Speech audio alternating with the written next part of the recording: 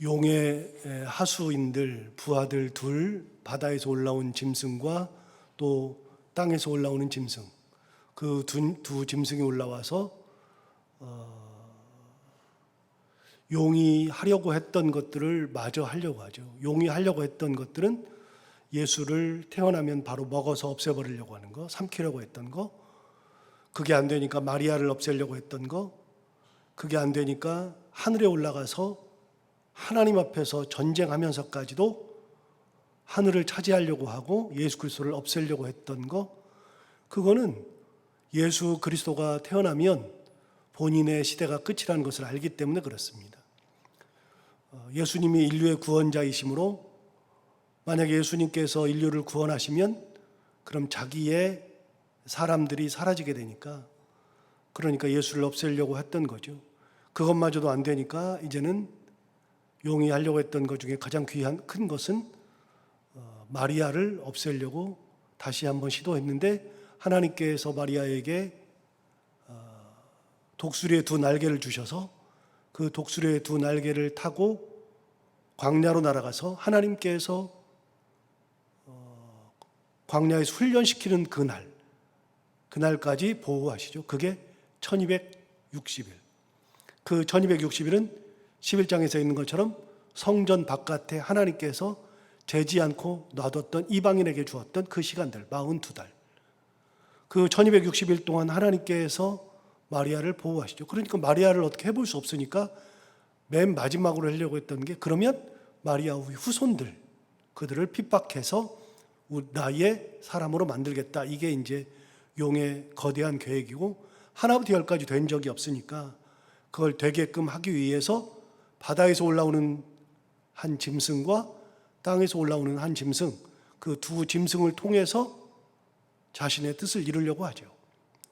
그래서 바다에서 올라오는 짐승, 그 짐승이 죽었다 살아나는 것처럼 그렇게 해서 머리 하나가 죽게 되었는데 그것이 다시 살아났을 때 예수 그리스도와 똑같이 그렇게 하면서 사람들을 미혹하고 권세를 받아서 그 권세를 가지고서 많은 일들을 하죠.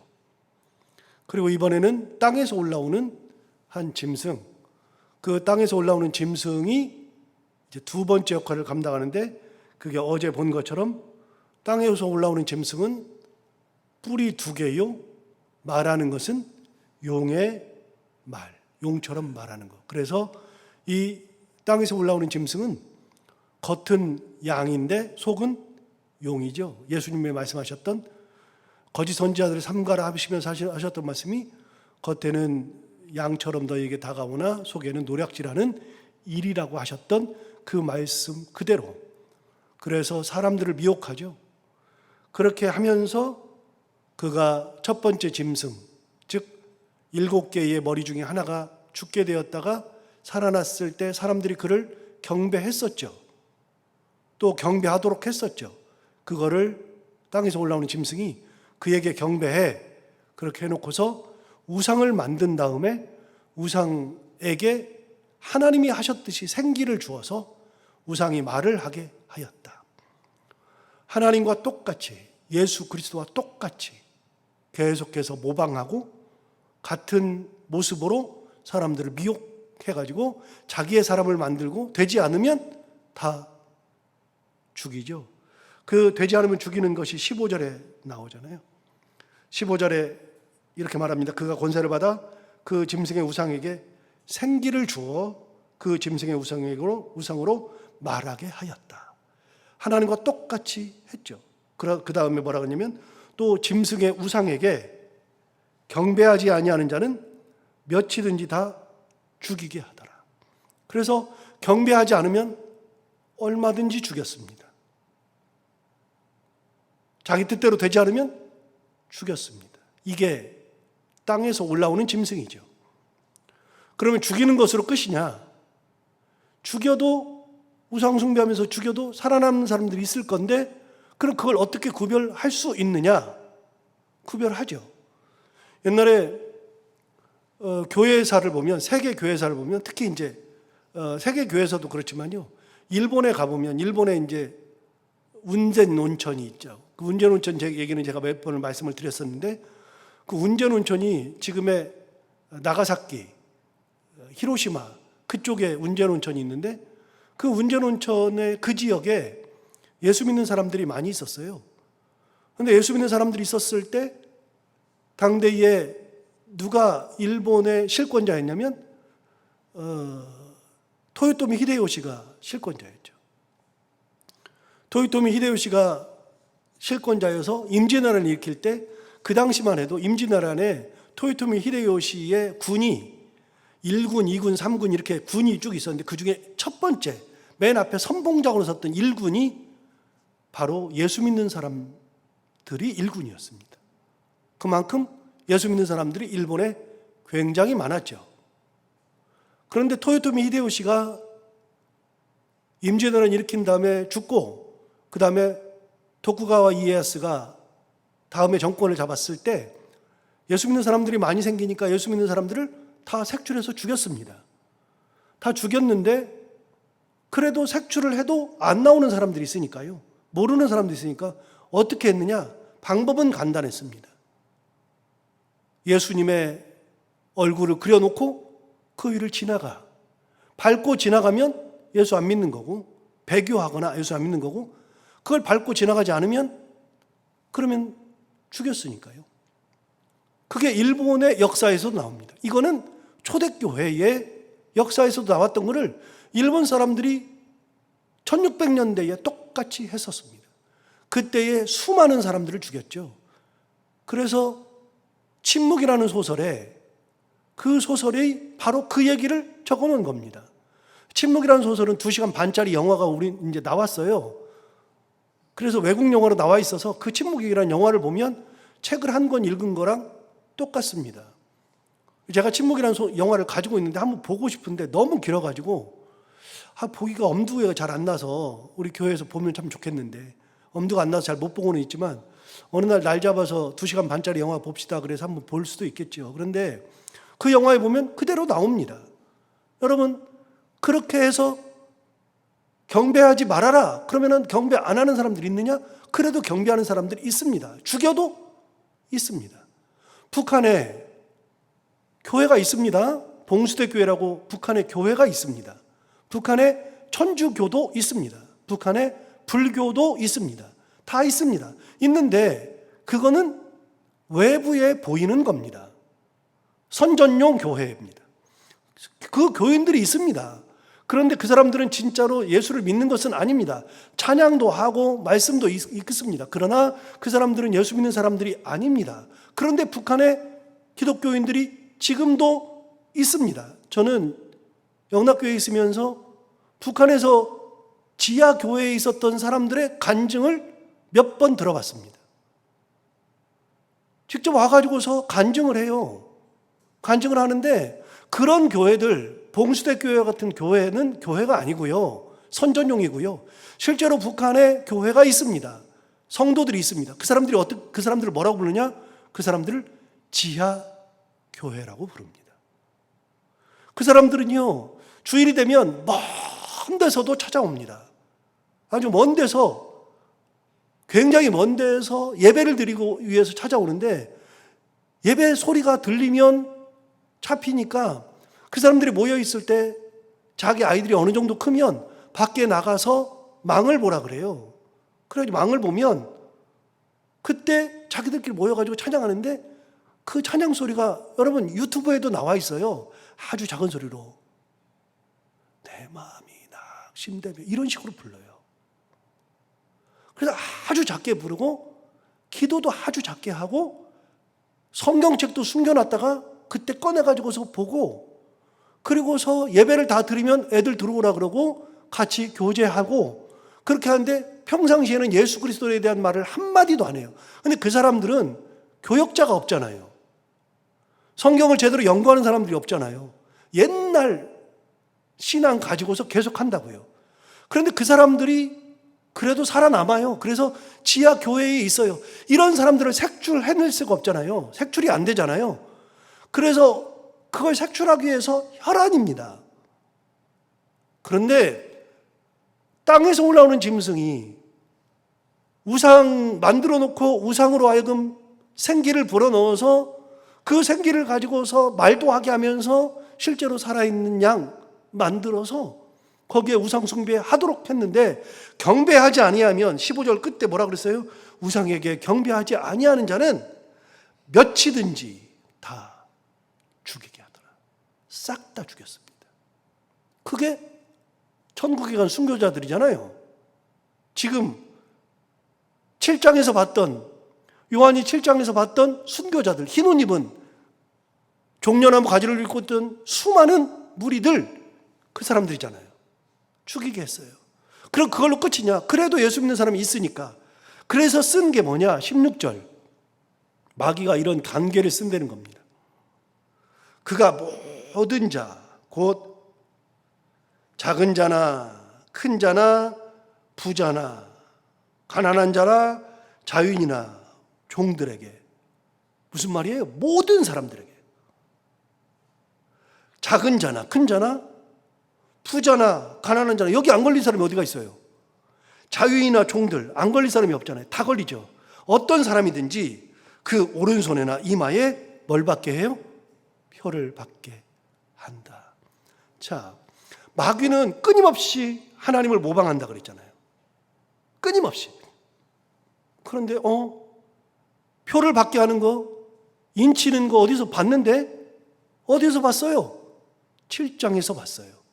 7장에서. 한번 가볼까요?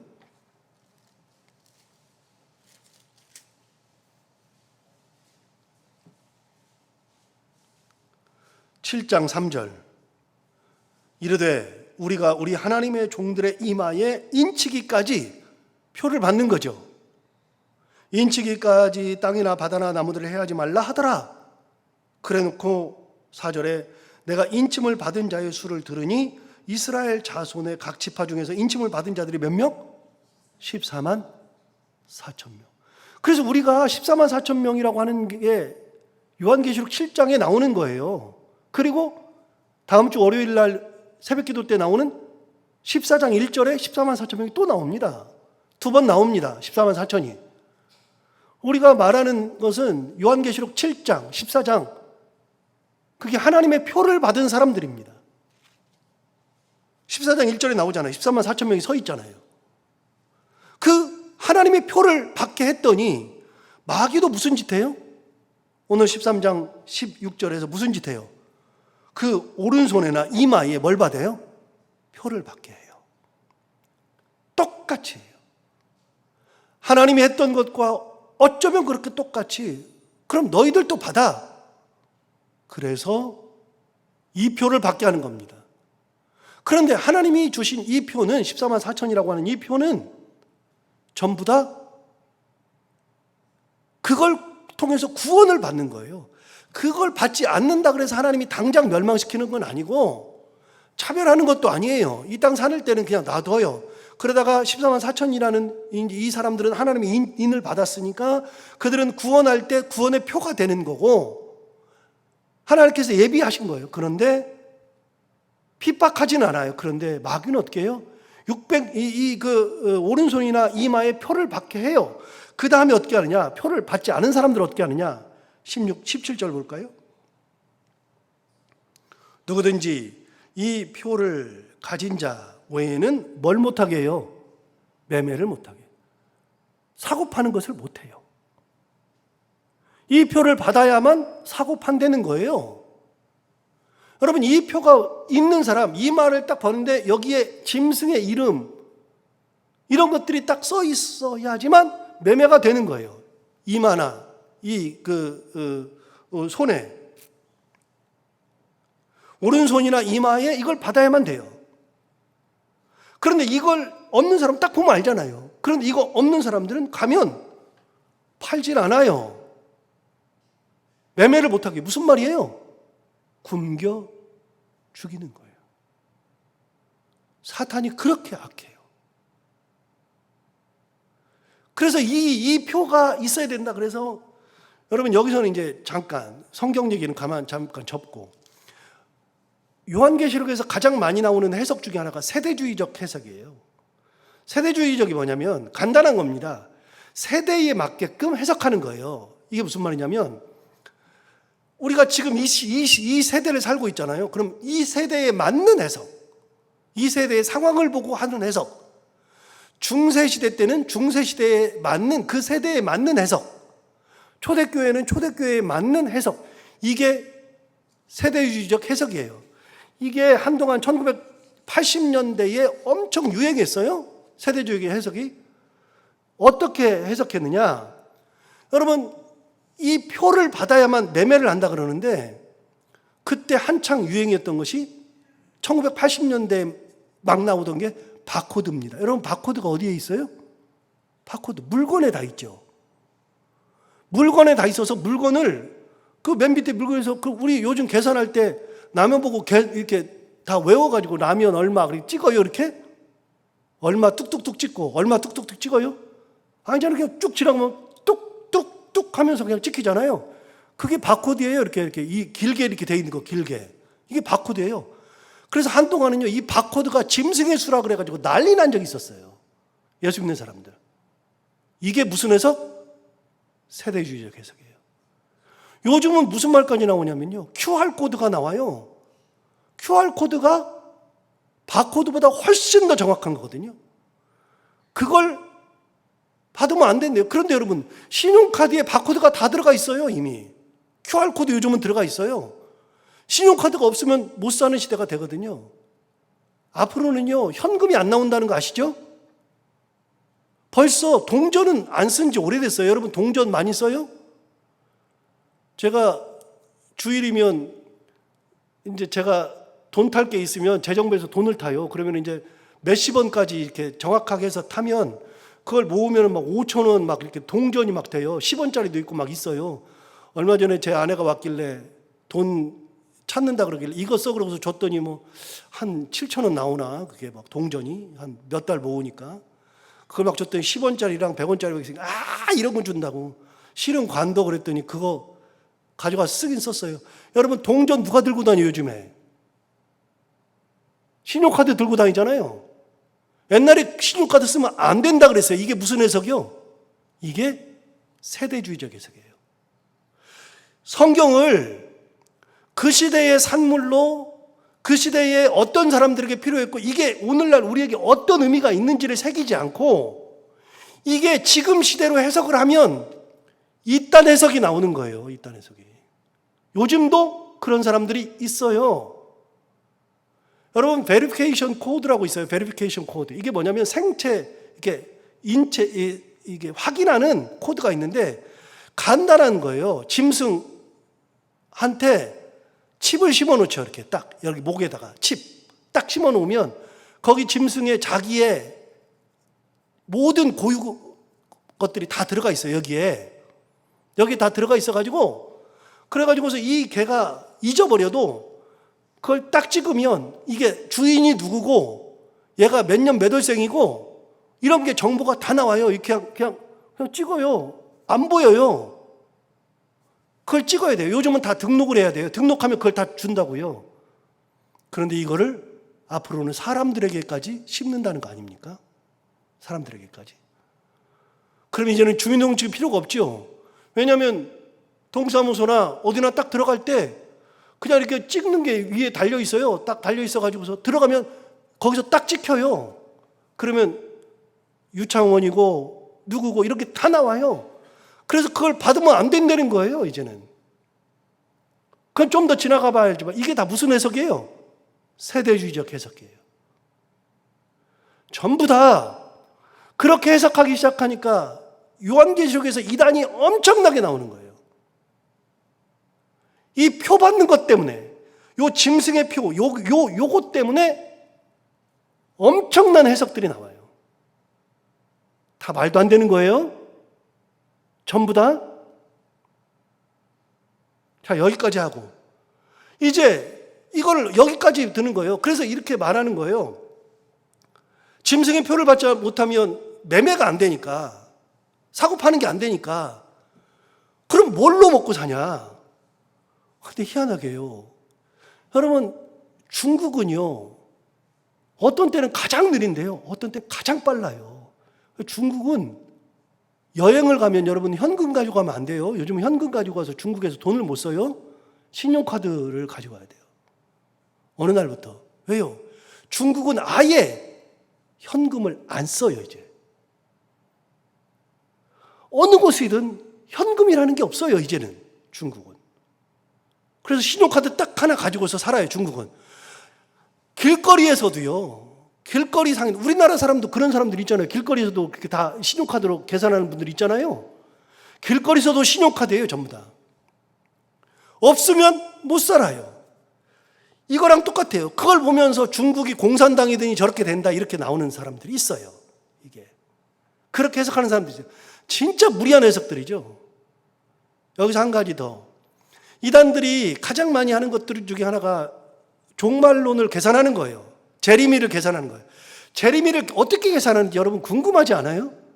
도대체 몇 월, 몇 년, 몇 월, 며칠이 재림일이래요. 재림일을 어떻게 계산할까요? 간단한 거예요. 그들이 재림일을 계산하는 것은 간단해요. 어떤 특정한 날을 잡아요. 특정한 날. 특정한 날이면 우리 교단이 생긴 날, 우리 선생님이 무슨 일을 하신 날, 그날이 특정한 날이에요. 특정한 날로부터 계산을 해서 반드시 1260일 후를 계산해요. 1260일. 42달.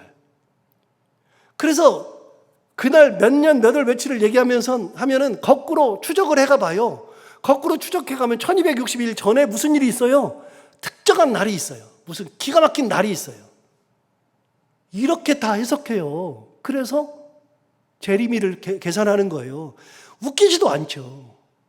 다 이단들이 하는 짓이에요. 이단들이 하는 짓. 그런데 짐승이 하는 게 뭐냐? 바로 666 표를 받아야 된다. 아니면 매매를 못하게 한다. 굶어 죽으라 얘기입니다.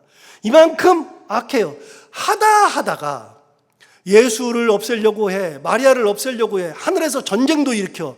다 안 되니까 이 땅에 내려와. 이 땅에 내려와서는 마리아의 후손들을 다 없애려고 하거나 자기의 사람들로 만들려고 하면서 우상을 만들어서 경배하게 하고, 그럼에도 불구하고 안 되면 모든 사람들을 다 죽이는데 그들을 분별해내는 작업이 뭐냐?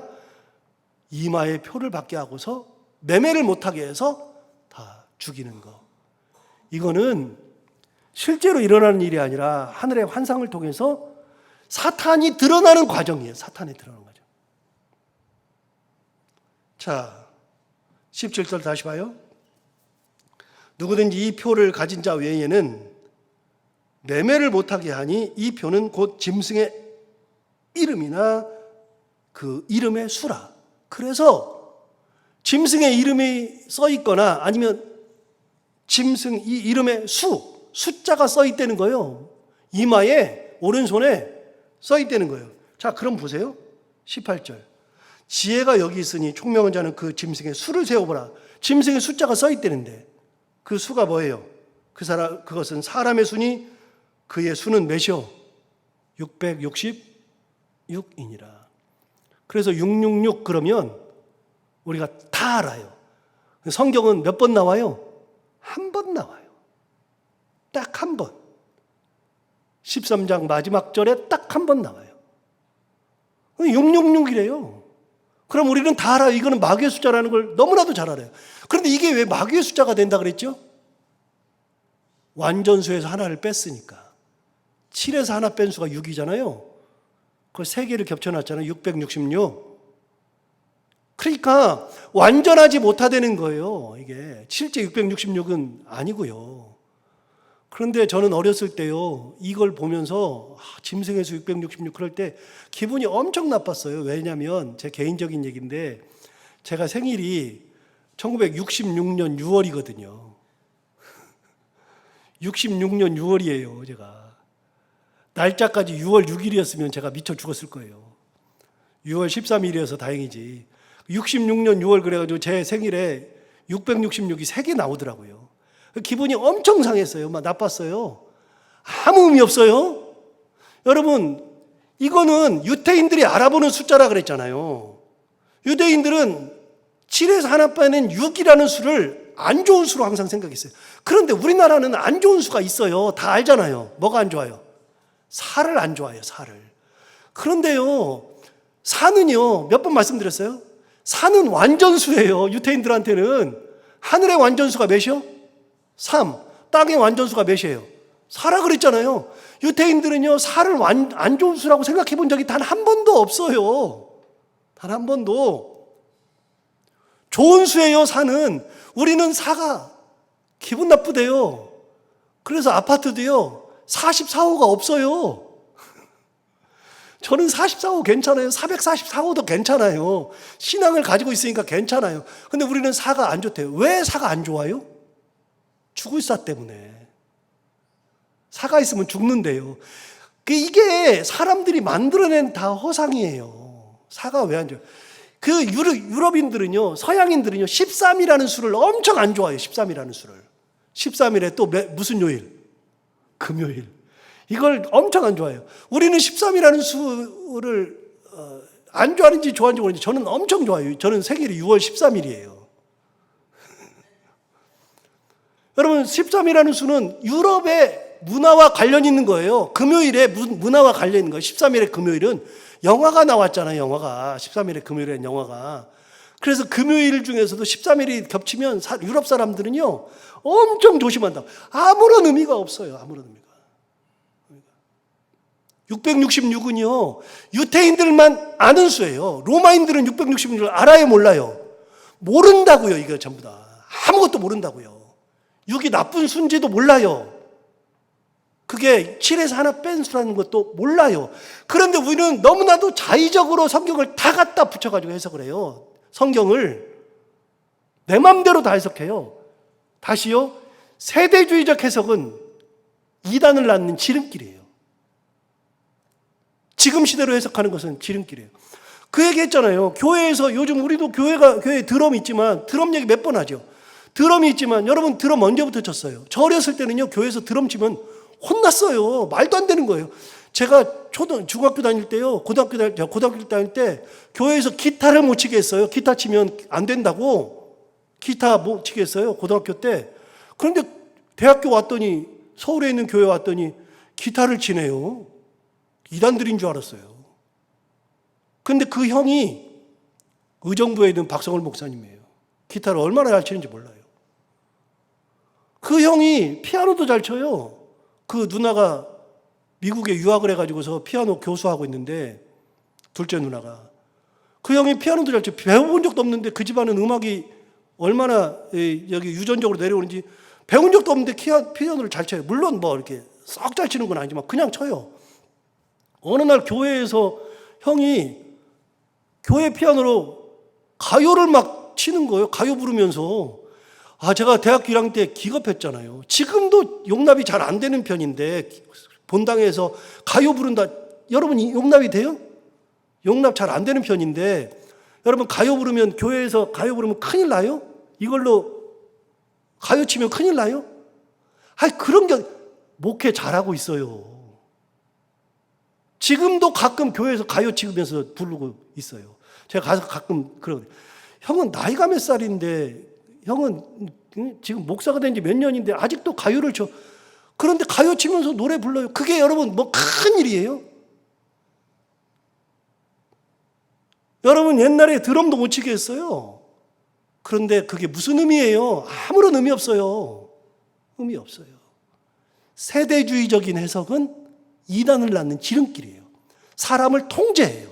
사람을 얼마나 힘들게 하는지 몰라요. 교회에서 뭐 이런 소리 하고 막 신앙인이 뭐 이런 소리 하고, 진짜 신앙인이 무엇인지, 신앙이 무엇인지를 생각하지 않고 이상한 거에 우리는 목을 메고 그걸로 사람을 옥죄고 하는 게 너무나도 많아요. 이런 걸로 옥죄한다고. 666 이런 걸로. 666. 할 얘기가 너무 많아요. 세대주의적 해석은요, 할 얘기가 진짜로 많아요. 이단들이 써먹는 기법이에요. 모르니까, 이런 얘기를 하면 모르니까, 그런가 보다. 안 그래요? 우리는 딱 하나만 기억하면 돼요. 우리는 예수 그리스도의 피로 구원받은 존재라는 거. 그 피로 우리는 천국 간다는 거. 사실요, 여러분, 666을 몰라도 됩니다. 14만 4천 몰라도 됩니다. 저도요, 이번에 설교 준비하면서 요한계시록을 진짜 처음부터 끝까지 주석을 다 읽어봤어요. 제가 주석을 다 읽어본 건 처음이에요. 여러 책을 읽으면서 처음부터 끝까지 다 읽어봤어요. 옛날에 한 학기를 공부했는데 그걸 기반으로 해서 다 읽어봤어요. 이제 제가 요한계시록을 좀 더 많이 알아요. 옛날보다. 옛날에도 좀 알았지만. 그런데요, 결론이 뭐냐면 그런 거 가지고서 목을 매달 필요가 없어요. 요한계시록은 무서운 책도 아니고 뭐 대단한 것도 아니고요. 딱 하나만 기억하면 돼요. 우리는 예수 그리스도의 피로 구원받는 존재라는 거. 누가 뭐라 그래도 흔들릴 이유가 없어요. 666이 아니라 할아버지라도 아무런 의미가 없어요. 자, 오늘 이거 기억하고, 사탄은요 끊임없이 뭐 한다고요? 짝퉁짓 한다고요. 계속해서. 여러분, 666 무슨 짝퉁이에요? 14만 4천 짝퉁이잖아요. 하나님이 인치니까 무슨 짓 해요? 이마나 오른손에 표 받으라 그러고 그런 짓 하고, 하나님이 생기를 주니까 저도 생기를 주고, 예수 그리스도께서 죽었다 살아나니까 죽은 양 하면서 낫게 하고, 하나부터 열까지 예수 그리스도께서 뿔이 있으니까 저도 뿔을 만들어 놓고, 그렇게 하나부터 열까지 짝퉁짓만 해요. 그러나 짝퉁은 죽었다 깨어나도 짝퉁이에요. 안 돼요. 이 신앙 가지고 하나님의 은혜에 감사하며 어떤 말이 있어도 흔들리지 않고 끝까지 하나님의 은혜 가운데만 살아가는 우리 모두가 다 되기를 바랍니다. 기도하겠습니다. 하나님 아버지, 감사합니다. 오늘도 귀한 말씀으로 우리를 깨우쳐 주시고 인도해 주셔서 감사합니다. 가만히 보니까 처음 들었던 용어지만 세대주의적 해석, 이 시대에 맞는 해석, 요한계시록을 당대의 사건이요, 당대의 가장 큰 의미를 가지고 있고, 그 요한계시록이 그 의미 속에서 오늘날 우리에게는 어떤 역할을 하고 어떤 신앙적 지침을 주는지를 생각하지 않고, 그게 마치 오늘날 것인 양 해석하는 그런 세대주의적 해석이 난무하는 시대에 계시록의 참 의미를 깨닫고, 이런 것 속에서 하나님께서 우리를 얼마나 구원하시려고 하시는지, 얼마나 우리를 보호하시는지, 하나님의 은혜가 얼마나 큰지를 다시 한번 새겨보며 하나님 앞에 감사하며 은혜 가운데 살아가는 저희들이 다 되게 하여 주옵소서. 오늘도 아버지 하나님, 하루를 살아갈 때 이 말씀을 꼭 기억하면서 감사하며 살아가는 하루가 되게 하여 주옵시고, 특별히 오늘도 기도 제목을 가지고 나온 살아가는 모든 성도들 한 분 한 분의 기도 제목을 하나님 다 들어 응답하여 주옵시고, 돌아갈 때에는 응답받고 돌아가는 시간이 되게 하여 주옵소서. 하나님 아버지, 오늘도 해야 되는 것들 기쁨으로 잘 감당하게 하시고 만나는 분들과 함께 웃고 행복한 하루를 보내게 하여 주옵소서. 예수님 이름으로 기도하옵나이다.